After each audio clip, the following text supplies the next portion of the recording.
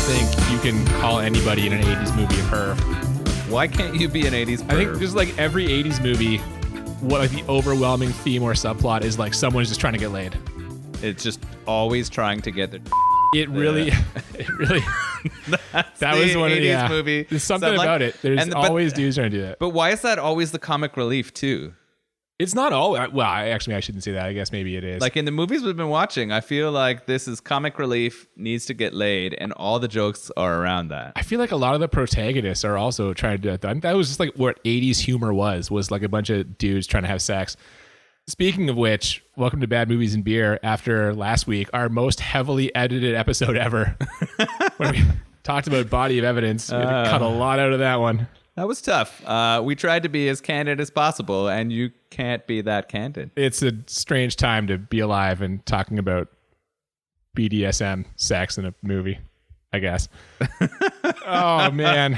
That was an experience. And now we have this movie, which, as you mentioned, has some pervy characters in it. So what is this movie? So this is a movie I remember fondly from childhood, and I'm not sure why. Killer Klowns from Outer Space. Yeah, that is the one we're looking at today. I'm Cooper.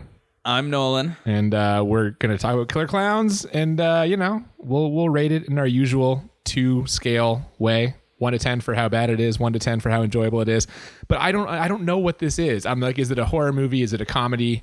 I know it's a challenge. I remembered it as a comedy movie growing up. When I watched it as a child, I thought it was funny, like super, super funny. And I don't want to ruin my feelings about it, but I didn't feel that way watching it again. See, I had never seen it before, which is like shocking when I think about it. And I fully thought it was a horror movie. And I was like, I went into this being, this is going to be a straight up horror movie. And it was more comedy than I expected. Yeah, and the cover makes you feel that way. Like it is a very like gruesome depiction of like a clown's face, and you're like, right. Ooh. But what does not make you feel that way is when I looked at the taglines after the fact, the worst taglines for any movie. The first one is just "It's crazy" is the tagline. The second one is can't that as a tagline. The second one is the old like in space, no one can hear you scream. Yeah. Well, the other tagline for this movie is "In space, no one can eat ice cream." And that's actually kind of funny. That's when I was like, oh, this is not a horror movie. So either way, clearly it's going to be a comedy. Yeah. We have Clowns from Space, and that's why we're drinking today's beer. What are we drinking today? Well, we are drinking the Space Invader IPA from Amsterdam Brewery. Amsterdam, not Toronto, Amsterdam, the country. No. Amsterdam, the brewery name in of Toronto, Ontario. Yeah. There you go. So let's get into this, and we'll talk about them. Yeah. Okay. So. Ooh, that's a nice pour sound. I like that. Trying to work in some better Foley. There. All right. We start this movie off again, like the tagline tipped me off, but then tonally, right away, this movie starts with like a synth music intro with creepy clown laughs, and then we get this electric guitar riff and a theme song. It was amazing. I was super excited when that happened. I thought that was just a tremendous way to start this movie, and I was really excited for what was going to come. I was like, I remember this being awesome, and it's not disappointing. Yeah, any movie that has its own theme song, in my books, is doing something right. And actually, interesting trivia note, the band that recorded at least the theme song, I think most of the music for this, was one of the, I think they were like an LA area, like early punk band, the Dickies. Oh, cool. Yeah. We start with a grumpy old police officer, Deputy Mooney, who is played by the dean from Animal House, John Vernon. He sees that kid carrying like some groceries and a beer, and he's just like, son of a bitch. Just immediately. He sets the tone pretty quickly. Oh, yeah. Cards on the table. You know who he is right away. Yeah. We cut to a park full of cars. A whole bunch of people are hooking up. And then suddenly an ice cream truck shows up with a clown head on top, which confused me more because I'm like, are these the clowns? Are we just like fucking right into it? No, that's the Terenzi brothers. They're trying to sell ice cream. They're the kind of the comic relief of this movie. Yeah, the pervs that we were talking about earlier. Absolutely, that's them. They're not. I mean, their ice cream selling rap is definitely a little pervy. They're having a lot of innuendo there, double entendres. Give it a lick is one of the ones they said. Yeah, it'll tickle you all the way down. They definitely are not holding punches. No, and then we find out they have 2 heavier ladies in the back of the truck that they have bribed with free ice cream. They're trying to trade ice cream for sex. Yes. We're 5 minutes into this movie. And it gets really problematic really quickly. I'm just like, wow. Okay. Yeah. Our main character, though, Mike, he knows them. He tells the lady he's with there at the what do you call it? Like a lover's lane? Is that what you call it? Yeah, it's like the makeout point. It's the place where you drive up on the edge of the escarpment and make out looking down over the city. So he pauses making out to tell her all about the Terenzi brothers and how they're these hilarious guys that he knows from school. And in one of the pauses in this makeout session, after the Terenzis are chased off by the angry mob of teenagers who do not want to buy ice cream, they just want to make out with women. Yeah, like, why are you bringing this ice cream truck to my makeout? So they get sent away. Mike and Debbie are in the middle of making out when they see what they think is a shooting star. You know who else sees the shooting star? A grizzled old country farmer. Yeah, he was hilarious. He gets in there and he throws down a "I will be hornswoggled" right away. Hornswoggled. Did you see that little old sky jockey zip down in there, Pooh? And I was just like... Hornswoggled is a great old-timey expression. I like that a lot. Yeah. Yeah, is that a comet? Is it a spaceship? Well, I'll be hornswoggled. Either way, he thinks he's going to be rich. And so he takes his dog, Old Pooh, which is also a great little country. Yeah. Old Pooh. They go to investigate, and he finds a circus tent, which he finds this like somewhat odd. Yeah, he says there's something peculiar happening here. Circus tent in the middle of a farm property. Yeah. And then what shows up? While he's looking at it, an alien clown throws a net on his dog.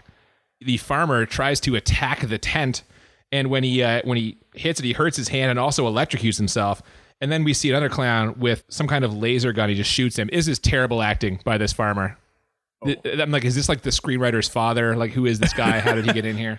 They definitely just picked a random old guy. Like, they did not get an actor for sure for that piece. Yeah, acting not required. The clowns.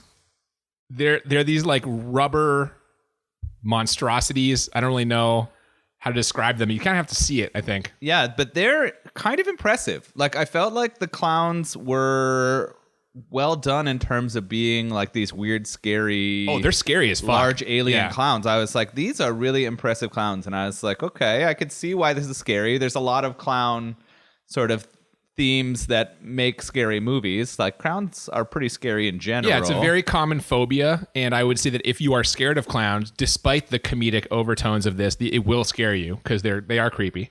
We cut back to the police station where Deputy Mooney brings in two punks who were drinking underage, even though the actors are like 40, which is such a common trope of these movies. Yeah, just arresting the like people who have a family and 3 children for drinking underage. No, but they go to the college. They say they go to the college. He calls them scum and they're ruining the town. And he attacks them. He physically attacks them and then throws them in jail. Yeah, he starts throwing out some like racist comments too, I'm pretty sure, in there. You're like, oh, yeah. If it's not then, it's definitely soon after. Yeah. We're immediately... Like, Mooney is he's the most unlikable guy in the entire town, which kind of plays up what happens later. Meanwhile, Mike and Debbie go searching for where the shooting star landed. Mike actually fires off some light to medium racism. He pretends to be like a native chief who just knows the land, I guess. It's light to medium. Okay. It's just straight racism. Might be medium to high. I don't know.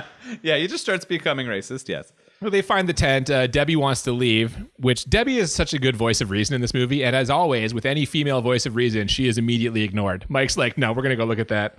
Come on. He convinced her to enter the tent, which looks a lot like a spaceship. And they press some buttons. These buttons do not look like buttons, by the way. They just look like wooden... Just circular science wooden fiction cylinders here, on top of it. Yeah, it goes really bad. Like, it looks horrible. The tent itself and the things they've created inside are not convincing at all. They spend all of their budget on those clown like prosthetics and stuff. I wonder if there was like a switch in the production caliber or the funding at that point. See, I wonder this too, based on something that comes up later. In the meantime, they realize it's not a fun house or a circus. Debbie pieces together, because again, she's intelligent, pieces together that they're probably aliens as one of these clowns approaches. They move to another room. I will say the set design of this is like pretty interesting. Like the clown ship interior, they made some interesting choices. It's not like stuff I've seen before.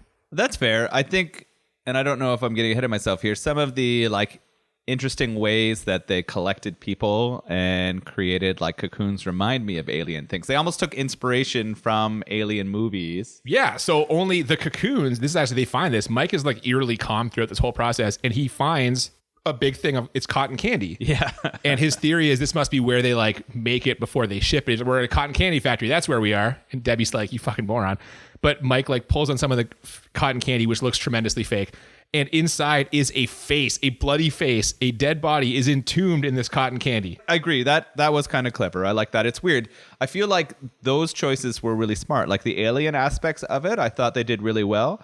The science aspect seemed really weird and really poor. It's a little more fiction than science fiction. Yeah. Yeah. Absolutely. As they're looking at this, another clown brings in one of these cotton candy cocoons, notices Mike and Debbie, chases them, shooting popcorn at them. And actually, it's funny that you mentioned the budget for like set and the costumes and stuff. Apparently, this popcorn shooting gun was the most expensive effect in the whole movie. Really? Yeah, I started with that too, because it seems like you just like have like a fucking leaf blower and like just spray some Shoot popcorn. some popcorn Popcorn's out. light, but apparently maybe that is what they did. Maybe that is still the most expensive thing in this movie. Yeah, it's the popcorn was weird because the popcorn also seemed to be running the computers in the ship. I was like, what's happening? And then Yeah, it's kind of important-ish. Yeah. For later. Yeah, it was strange. I think as they were chasing, the one thing that I noticed too is that the clown created, and I thought this was kind of funny but also clever, a balloon dog that Yeah, chased. so the balloon animal dog comes to life and it's like hunting them down. It's barking and chasing them, which is ridiculous. Like it's just a balloon animal that they're shaking with the thing, and someone like pipes in barking noises. Mike and Debbie manage to get away in the car before the clowns can catch them, but then we see ominously as they drive past it the sign for the town, Crescent Cove, 5 miles away. So we know what's going to happen. They're on their way. They sure are. Mike and Debbie go to the police and try and tell them what's happening. But of course, Deputy Mooney does not believe them. He thinks that this whole thing is a plot by the Terenzi brothers to sell ice cream because they have a clown in their truck. Yeah, Just he a does viral not, marketing plan. not trust those pervs, and nor should he. But He does. He calls Debbie a tramp. yeah, I wrote that down too. Why?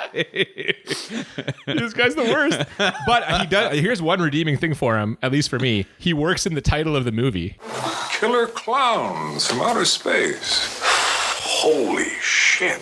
And I'm like, I love it. I love when you. And that was the most like non-organic way to work in the title of the movie. It's great. It was straight on the nose, but it was beautiful. Yeah, And like I do 15 those minutes moments in too, which I love. Like, let's get it. You got to work the title in, and he does it. Meanwhile, the other deputy, Officer Dave, who we've met briefly earlier, I believe, believes them, and he goes to investigate. And in a nice little bit of foreshadowing, Mooney shrugs him off and is like, "Go ahead, Dave, make a dummy out of yourself, but you're not going to make a dummy out of me." Yeah, it was funny how Moody felt like the world was against him, like the town and everyone was out Probably to are. get He's a him. dick. No one likes him. So are you saying this is how it happens to people? Like you make that for yourself? Is It's this probably like a bit of a self-fulfilling prophecy, maybe Yeah. like a vicious circle. So the clowns have already made it to town. They are doing various things, posing as statues, performing late-night puppet shows, delivering pizza that's actually one of the clowns hiding inside a pizza box somehow, zapping people with their cotton candy gun. Yeah, this part was kind of strange. And that puppet show that you talked about was super creepy. Yeah, that's one of the creepier. There's like 2 or 3 really creepy clown moments in this. The puppet show is definitely one of them. Dave's got Mike and Debbie in the police car. We find out that Dave used to date Debbie and he's still into her. He tells her this right in front of Mike, just straight up. Yeah, it's a straight battle for that tramp's attention. Bit of a love triangle. Yeah. Bit of a love Yeah, triangle. they're definitely fighting over her, and that's going to continue throughout the remainder of this story. Yeah. So even though, Deputy Dave believes them, he starts to maybe not believe them so much. They decide to take Debbie home. Then he gets Mike taken to the tent, but the tent is not there. And in a scene with some just big time overacting, Dave arrests Mike, thinking this whole thing was kind of like a scam. Yeah, he was kind of... he believes Moody now. He's sort of like, oh, maybe people are out to make the cops look silly. Or maybe he's just out. He's just against Mike because Mike is, well, it's probably a little bit of doinking both, his right? ex. Yeah. Yeah. He's going to take that opportunity because he can. Sure. We get a nice clown scene here where a clown riding a bicycle rides it right next to some motorcycle enthusiasts. They're unimpressed with the bike, obviously, because they ride like real bikes, motorcycles. So one of them smashes the clown's bike. The clown puts on some boxing gloves, kind of shuffles around a little bit, and then punches off the guy's head. I wrote this down too. He just straight one punched him, and The head just goes flying. it was crazy. Yeah. Like, what on earth? That's not how bones work, I don't think. I guess when an alien clown punches you, it might. I guess that was kind of ridiculous. This is the other creepy clown moment now. There's a family at Big Top Burger. Everything in the town is circus themed for some reason. And this like little kid sees this clown in the parking lot, and the clown is like very creepily beckoning her outside. And the kid starts to go, and there's some rising tension here. Then like the mom saves her, so the clown does not feast on child. This was the most intense moment, I think, in the movie. Like, it's weird. As something that's trying to balance a horror movie / comedy, they had a couple effective like creepy moments, creepy clowns. And this one was actually a feeling of dread. Like, as someone with children, I was like, holy, are they going to take and kill this little girl? And that's why, like, tonally, I have a little bit of trouble with this, because they do kind of swing. Like, some of the things are clearly comedy, punching off a dude's head. Yeah. And then it's like there's a legitimate chance that a child is going to be like brutally murdered. Do you think they couldn't make up their mind? Like, did the direction or the people who created it, they just weren't sure what they wanted? Like, was it supposed to be a comedy? And I have to there were believe it horror was, themes? just based on the presence of the Terenzi brothers. Like, it is a comedy. I yeah. agree. Like, it has to be a comedy, but why choose to put those other moments in? Like, to build, like, different feelings throughout to make the other things feel funnier? I think maybe you're trying to cast a wide net. Let's get the horror audience and the comedy audience. Let's just get as many make that people money. watching this Let's as make possible. that money. Yeah. Yeah. So Deputy Dave takes Mike to the makeout spot, which they call Top of the World, looking for clues or info, and there's no one there. It was bustling just a mere like hour ago, I guess. Now there's no one there, but there is a large amount of cotton candy, webbing, and residue kind of all around a bunch of parked cars. In fact, one whole car is full of it, as well as a pair of glasses. Now, Mike says those glasses are proof that the clowns are real because they belong to the dead guy they found. I guess they knew him, like in the cotton candy cocoon. Oh, they recognized him. Yeah, so now Deputy Dave has a little bit more to grapple with here. Meanwhile, Deputy Mooney gets a call about the clowns, immediately dismisses it, these damn kids and their pranks. He gets in more calls, dismisses them too, because it's far more likely that the whole town is in on this ice cream selling scam. Yeah, they're all against him. But again, he is unlikable, so maybe that's fair. Then we cut to a car chase scene out of nowhere between a car with a character we don't know inside. Yeah, so this was crazy. Out of nowhere, we're introduced to a character who we don't care about. But the cool part is he's being chased by an invisible motorcycle clown.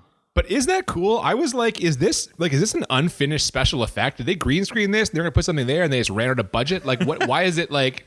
It felt intentional to me, the invisibility, but the why it was included doesn't. I don't know. They were just trying to. I don't know if this fits in your theory. Trying to stretch this thing out. There was a lot of stuff revealed pretty quickly. Oh yeah, this scene is pure padding. Yeah. I mean, the invisible motorcycle runs the car off the road, and that's just it. That's the end of that scene. We never revisit it. That's just that. I mean, kind of a standalone strange. Probably a special effects thing too. Like, whoever was in charge of that really wanted that to be included. Probably like, I worked really hard on this shit. You better Maybe. include this Just couldn't say invisible no. fucking motorcycle. Yeah. Or I'm out of here. Like, yeah. We then go to Debbie, who is going to take a shower. I guess she felt dirty after the whole circus tent experience. She gets in the shower, and the camera kind of tilts down, and we see that popcorn that was shot at her. It was stuck to her clothes, and now it's on the ground, and now it starts moving. Yeah. Which is strangely ominous. Yeah, it was really weird. As the popcorn in the bathroom started to come to life, I was like, what the fuck? Their computer is powered by it. They shoot it out of guns, and now it's alive. My theory at this point, which was disproven later, is I'm like, is the popcorn like, are the clowns full of this popcorn? Is the popcorn like sentient and they're animating like clown bodies? I couldn't really, that's full of theories at It's this a point. reasonable theory, right? Like, based on it starting to come to life. It's a reasonable theory. I think that very well could have been a possibility. If we saw one of those clowns popped and popcorn fell all over, I would have believed it. Just the fact that that's a reasonable theory tells you how fucking bizarre this movie is. We were both like, oh, maybe it's possible. Meanwhile, Dave and Mike are in the car making passive-aggressive comments to each other when they see a clown doing shadow puppets next to people at a bus stop. The clown makes a shadow T-Rex after first making like a boat with like. He's really skilled. He's a good clown. He's a good shadow puppet. Yeah. This is a lot of effects budget went here too, I'm sure. Yeah. The shadow T-Rex eats people and then shrinks down. And then the clown puts them, I guess, into a bag of popcorn. Yeah, it was powerful shadows, right? Like, he was controlling that shadow. But again, with the popcorn. Yeah, that's true. The popcorn is all over this. I think at some point, too, isn't someone thrown into a dumpster with popcorn? Oh, I don't remember and that. they consume him. Like, I think that's a part of the movie, too, where a guy's thrown into a dumpster and consumed by the popcorn. I remember there was a big bin of the popcorn in the, like, clown ship. Officer Dave sees this and tries to run the clown down with his car, which that cannot be standard procedure. Like, at this point, don't you have to still assume it's a guy in a clown suit? And you're just going to, like, run him out? You're just going to mow him down with your police car? I don't know where I'd be at that point if I were Dave, right? Like, I don't know if I would just be like, oh, I've had enough of this. Like, I'm just trying to end these clowns. But he didn't believe before. Is this the first clown he's seen? He's really ping-ponging back and forth here. He just very can't- quickly. Yeah, I mean, okay, so love will do that to you, right? Like, that's... I guess. But like, you didn't believe there were clowns. Now he's made the jump to, well, he sees the clown, but he's made the jump to, they not only are the clowns, they're alien clowns. That part is true. They must be aliens. I'm going to hit it with my car. Luckily, the clown jumps hundreds of feet in the air and he misses him. Deputy Dave does call Mooney back at the police station. Mooney also ignores him. He shrugs it off. Fuck you, Dave. You young cop. Fuck yeah. I know what you guys are trying to do. Break me down, drive me out of the force. Well, it's going to take a hell of a lot more than a lame prank like this to get Curtis Mooney to throw in his badge. So fuck you. Over. Just ignores it. Oh my God, man. Mooney just like kills me. So is Mooney the comic relief then? Oh, he gets his comeuppance. What a great voice, though, on actor John Vernon. Oh, yeah. That deep, rich baritone. Fuck you, Dave. Love that. Mike sees his friends, the ice cream guys, Terenzi brothers. Dave lets him out to warn them. Now Mike tries to convince the Terenzis to go home and hide, but they've got ice cream to sell. However, he tricks them into going to Debbie's house by saying that she has 2 roommates with big boobs, and no, I'm not joking. That is how he convinces them to go to Debbie's house. She's got roommates pervs with big boobs. I told you, pervs. Yeah, that's a real point for your exactly. they are pervs argument. Even a reasonable person wanting to have sex could not be persuaded to go to a house just because there's 2 women there with breasts. Big breasts. I don't know, man. Yeah. Well, okay. Like, if someone was like, oh yeah, you should come meet like my girlfriend's roommate. I think a lot of guys would probably be like, okay, sure. Well, yeah, that's fair, I guess. But I don't think that's the way it was sold. I think Mike was saying, we got 2 big-breasted women here. Get over here. Yeah, but the Terenzis are idiots, so they're just going to go for that. Yeah, that's fair. We go back to the police station. Deputy Mooney is enjoying a cigar when a clown shows up. Mooney tries to cuff him, but his hands fall off. The old fake hand trick. Yeah. Got him with that one. Mooney puts him in jail with the teens. And the clown blows a streamer. Yeah, big party streamer. Yeah. It grabs Mooney, pulls him into the bars, and he's out cold, unconscious. When Dave returns to the station, he finds footprints that are literally just stickers on the floor. Yeah, this was weird and hilarious. These giant footprints. Really playing up that clown angle of the huge feet. Not even trying to look real, though. They're just stickers. No. They just slap some stickers down. Yeah. He follows. They're also on the walls. He goes to the jail cell. It's empty. There's no clown. There's no Mooney. There's just 2 cotton candy cocoons, which obviously have those teens from earlier in them. Yeah, the 35-year-olds. Yeah. Dave walks out. He finds the clown who is using Mooney as a ventriloquist dummy. So that foreshadowing paid off. And the clown says through the Mooney dummy, "Don't worry, Dave. We just want to kill you. So no problem. Nothing to worry about." Don't worry, Dave. That was kind of creepy and hilarious at the same time. Ventriloquism is just such a strange thing. So when they brought it in, I was kind of like, oh my God. It's creepy too when the clown pulls his hand out of Mooney because it makes that like bloody squishing noise, which is it's a really gross sound. Yeah. So that was good. I'm like, okay. Yeah, they did a good job there. That's fair. The clown starts walking towards Dave. He's advancing. Dave shoots and shoots and shoots, but eventually he hits the clown's nose, which causes the clown to like spin and explode. This is some, pretty low tier visual effect. He found the weak point, though, That's right? the weakness, the Achilles nose. Yeah, exactly. If you will.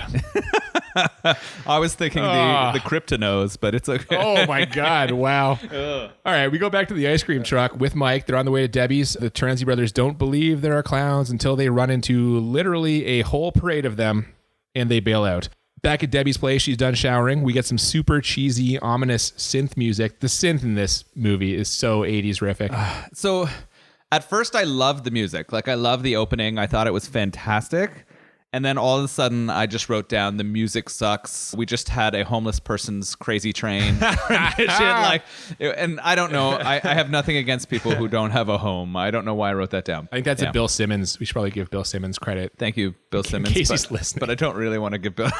That's all right. All right. Sorry, Bill Simmons. Yeah. All right. So Debbie, she opens her laundry basket and this like clown head snake kind of thing attacks, which I guess is the popcorn has turned into like so maybe the popcorn is like the baby clowns. Yeah, that's what I said. It's like, the popcorn is the like egg or the start of a new clown, which is weird because it also powers their ship and like captures people. It does everything. So it's alive. It's attacking Debbie. She hears Mike's voice, but it's not actually Mike. It's a clown using his voice. She goes to jump out the window. More clowns. She gets zapped and put in a balloon. And then we get a chase scene. Mike and the Terenzi brothers, they see the clowns take her. They pursue. Deputy Dave's behind him in a cop car. Seeing the cop car, the Terenzi brothers stop, fearing they're being pulled over.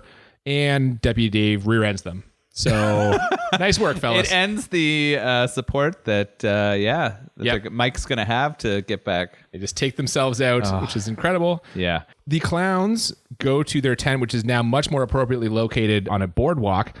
And a security guard sees them pull up in a clown car, which of course means that a ton of clowns pile out. Then they throw pies at the security guard and the pies dissolve his body. This was pretty awesome.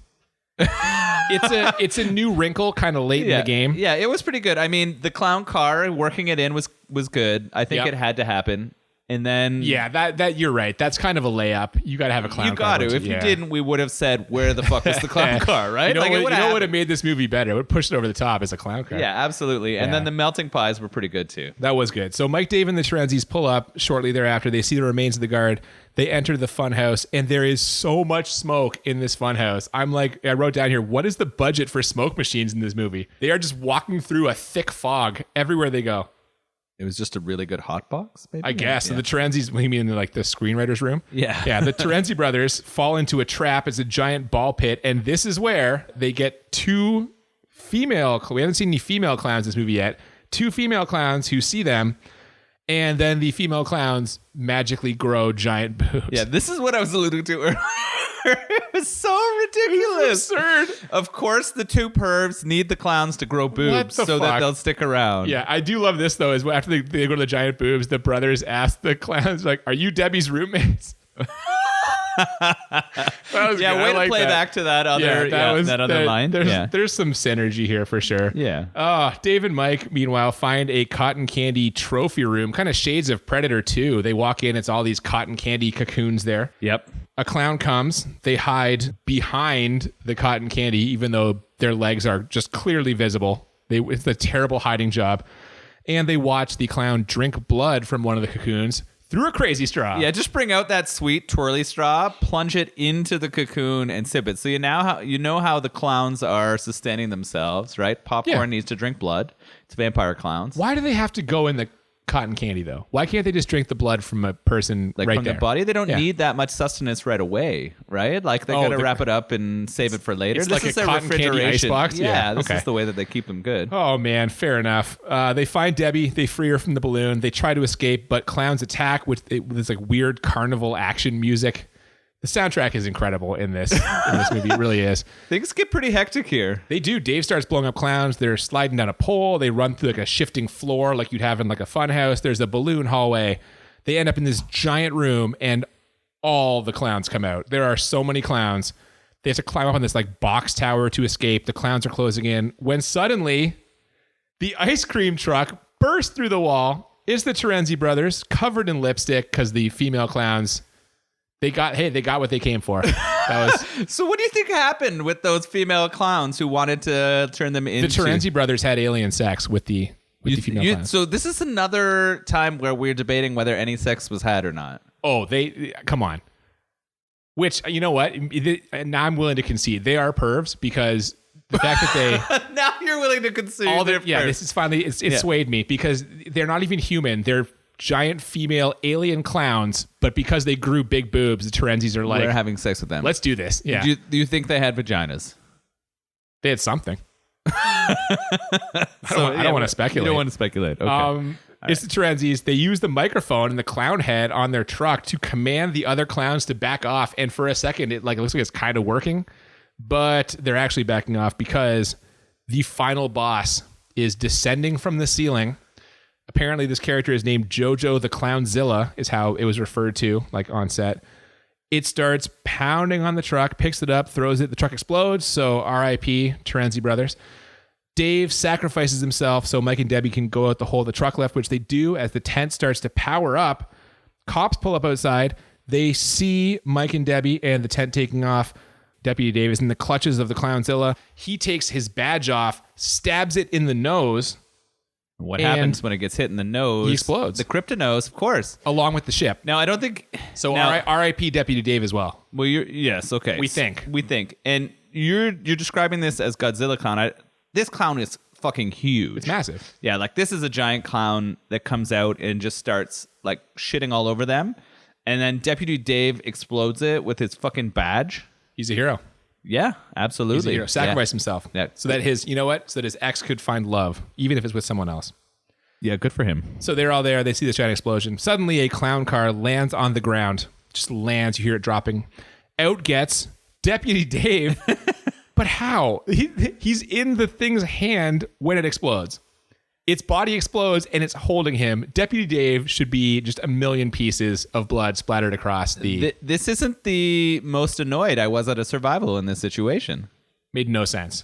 Well, also in the clown car, though, the Terenzi brothers. Yeah, the Terenzi brothers are there. Survived because they had an ice cream truck and ice cream would protect them against explosions. They were in the freezer. It's the Indiana Jones Crystal Skull. I mean, it's a hop, skip, and a jump. You just referenced the worst Indiana Jones movie, I guess. Well, I think they stole that from this. I think they were like, how did the Terenzi brothers survive in Killer Clowns? Let's put them in a refrigerator. Harrison Ford will do this. All right, it's cool. To be fair, earlier in the movie when Mike is talking about the Terenzis, he says, no matter what, those guys always land on their feet. They're like blessed somehow. Perfect Some sort of foreshadowing. Some sort of magical aura surrounds those two ice cream pervs, and they got out just fine. And then the last thing that's said in the movie pretty much is, do you think it's over? Yeah, sure. and then immediately they get pies to the face. And then freeze frame! Fucking freeze frame. Woo! Oh my God. The love triangle is unresolved. Dave is holding Debbie when this happens, which is super weird because she's Mike's girl. And did he kiss her or give her like an incredibly deep hair sniff? It was really weird. I think there's something there. It's unresolved. We're going to leave it unresolved. Are those the acid pies? Are they going to dissolve? Where did those pies come from? Where are all the clowns in the ship? I have so many questions. I guess they're just leaving the door open for a sequel here. And there was no sequel. There was not. It was discussed for a while that they were possibly going to do it. It kind of fell through. Another strange wrinkle as we get to the credits. Mike's name is Mike Tobacco.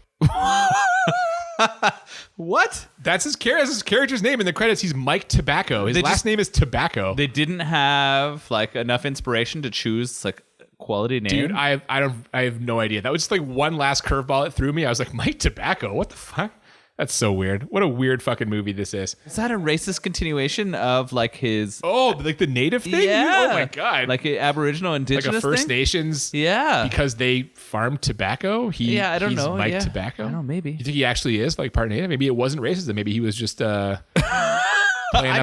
it's still, I'm not good. I'm not prepared to make that leap. That was some light to medium racism. Killer Clowns from Outer Space. Wow. You know what? I guess, do we just go to like our ratings here? Like this is... Yeah, I think so. I think we've sort of explained what happened. I mean, so this is something that was weird for me because this is a movie that I believe I watched as a kid, like 8 or 9 years old. Yeah, you mentioned that. On like afternoon television. Like, I feel like this is something I watched on like Fox when it was just like afternoon TV time. And so for me to go back and watch this, I'm completely blown away. And I also wonder, how much did they have to cut out for the version that I watched on TV? Right? That's a good question, yeah. Like, maybe it seemed really fun and funny back then because of that. But although, like, none of the murders are like gruesome, really. There's a lot of like the head punch off is probably the most gruesome. That's ridiculous. It is ridiculous, but also like, is there even blood? I don't remember if there's blood for that. Wasn't just the head flying off? Yeah, maybe. But the head was bloody. And then maybe the puppet is. Yeah, that part's kind of gross. Yeah, I don't know, man. It's a weird movie. For me, we'll rate it a scale of 1 to 10 for how bad it is. I'm a 9. This is a bad movie. I do think some of that was on purpose. Like, there's no way they made this and they were like, "This is it, boys. This is our Citizen Kane." There's just no way. Like, you know what I mean? Yeah. No. So They probably thought they perfected the comedy horror mix. It's enjoyable. Well, we'll get to that in a second. But for me, for how bad it is, 1 to 10, for me, it's a 9. What about you? Wow. Okay. It's hard for me because I remembered it being good. Like, I liked this movie as a kid, which tells you how stupid I was. But Oh, come on now. I mean, all kids are kind of dumb. That's just the basis of it. I We all will learn say, through perspective. I will say, there is probably a certain age of kid that would think this is the best shit ever. Yeah, like preteen. Like 11 to 13, Yeah, exactly. you'd probably be Just like, holy fuck, this is great. those clowns grew boobs. This is fantastic.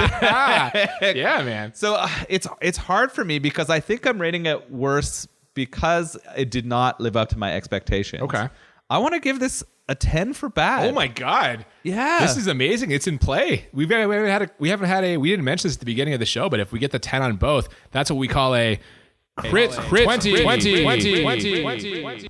And it's in play for the first time ever. We haven't had anyone give a 10 out. Wow. Okay. Yeah, Fair enough. that's a 10 for bad for me. Okay. Yeah. And how enjoyable. Are we getting the 20? No. No. I'm all sorry. right. Well, I hate to disappoint you. This is not our first crit 20. At I'll least walk not for back me. that echo. Not Yeah. our first No, what? you can't Not our walk- first what, sorry? It's not our first crit 20. You love that echo effect. That's I amazing. do. God help me. So no, I can't give it a 10 for enjoyable.